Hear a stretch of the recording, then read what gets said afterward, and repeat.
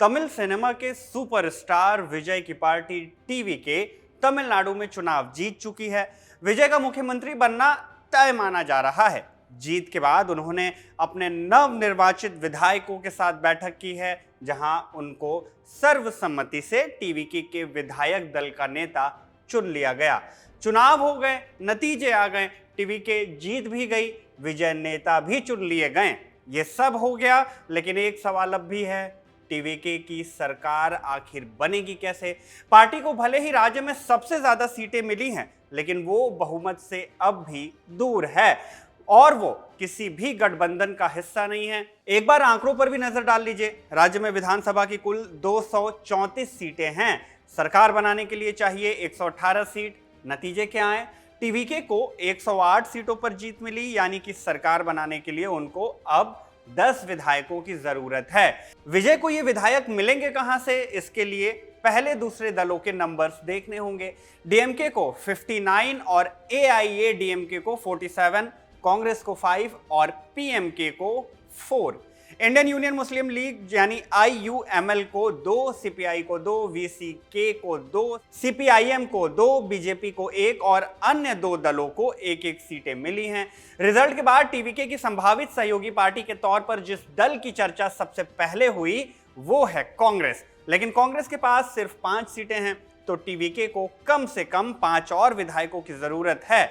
यह पूरी स्थिति फिलहाल अटकलों और संभावनाओं के आधार पर बनी है। पुख्ता जानकारी आने में कुछ और वक्त लगेगा, लेकिन इस बीच इंडिया टुडे ने सोर्सेस के हवाले से कुछ जानकारी दी है, जिसके मुताबिक सरकार बनाने के लिए टीवीके, कांग्रेस, लेफ्ट और कुछ छोटे दलों से बातचीत कर रही है, जिसमें कांग्रेस के साथ साथ वीसीके, सीपीआईएम, सीपीआई और आईयूएमएल शामिल हैं।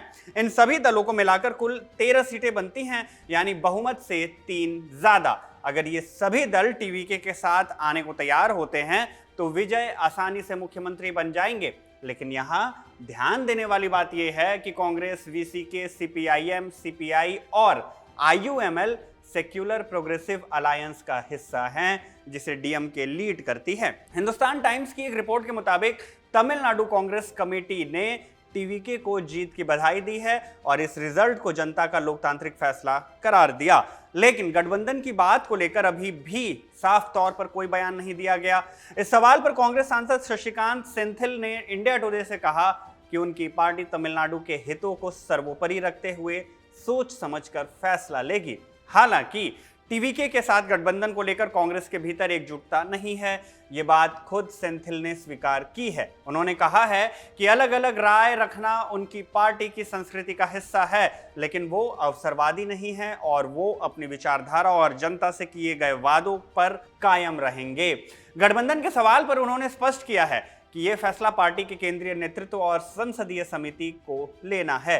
टीएमके के साथ मौजूदा गठबंधन को लेकर सांसद ने ये कहा कि उनकी पार्टी डीएमके के साथ गठबंधन में है और उसमें किसी तरह की कोई दरार नहीं पड़ी। हालांकि ये मामला सिर्फ कांग्रेस के मानने या न मानने पर नहीं सुलझने वाला। टीवीके के सामने अभी भी एक चुनौती है कि वो बाकी के दलों को गठबंधन के लिए मनाए। आगे जो भी जानकारी होगी वो हम आप तक जरूर पहुंचाएंगे। इस वीडियो में फिलहाल बस इतना ही। आप इस पूरे मामले पर जो कुछ भी सोचते हैं कमेंट बॉक्स में हमारे साथ अपनी बात साझा कर सकते हैं। आपके लिए इस पूरी जानकारी को जुटाया हमारे साथी रवि ने, कैमरे का पीछे से शूट किया तौफीक ने। मेरा नाम शुभम है और आप देखते रहिए खबरगांव।